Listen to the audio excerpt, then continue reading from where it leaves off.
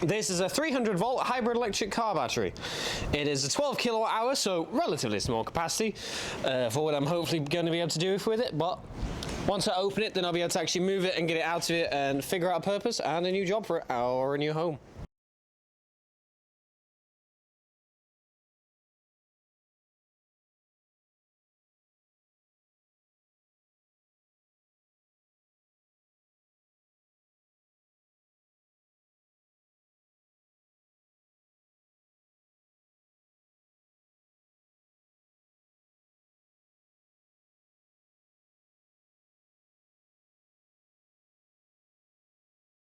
Let's see what's inside.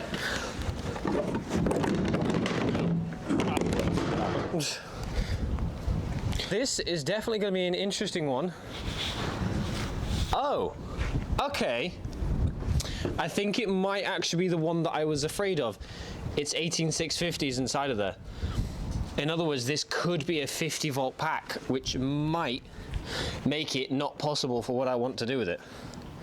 But as you can see, these are the bus bars, these massive thonky things. And then I think, yeah, the electric goes all the way to the back. That's where the relays are to send the electric over to the front. Well, the relays are there, send the electric out. Either works. So each one of these are about 2 kilowatt hours each. So, actually wait, no, 1.5. Each one of these are about 1.5 kilowatt hours each. I didn't know there was a cooling fan inside of these things. That's bizarre, to say the least.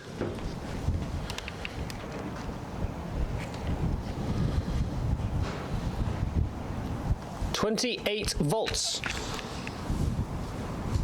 I have no idea what's in here. I am now more confused than I started with. Oh, I better get unscrewing then. Are those the same size? Very much so, thank you.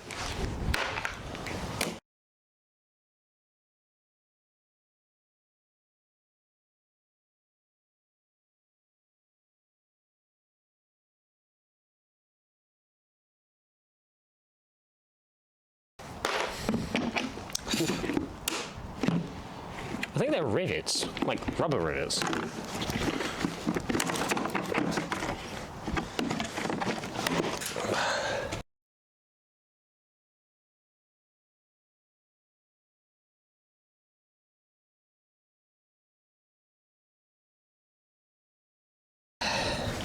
So of course with the cover on, that might change things slightly, but this entire contraption, rather than having the airflow being forced the way through everything like on a server computer, it's just shoved out of these holes, just into the spaces. And then hopefully it goes around the front or back and then out that radiator there. After taking off the metal brackets, I found a label that puts them at just over 1 kilowatt hour. Given that low capacity and the difficulty of combining them, I don't think they'll play nicely with my current system. I'll be finding these a new home in another project instead.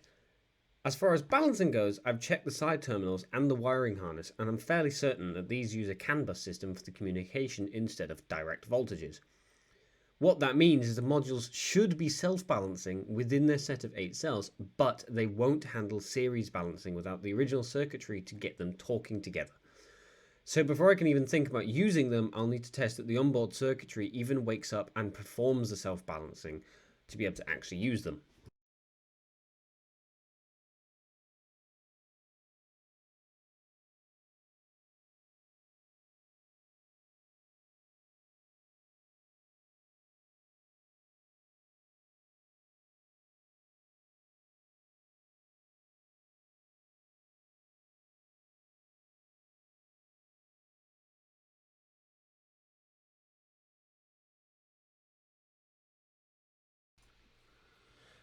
I've stacked them up here for the moment, as you can see in the photo on the left. For now, they're relatively safe, secured under a steel box with their terminal caps fitted.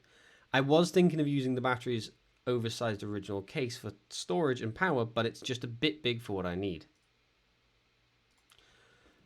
The specific Victron inverter I'm currently running, which I'd probably use another for these modules, actually allows a wide voltage range. This is important because the original batteries were 22 volt 6S and these new modules running at 30 volts 8S when doubled up to be in series would still be within the operating range of both the Victron inverter and the solar charge controller.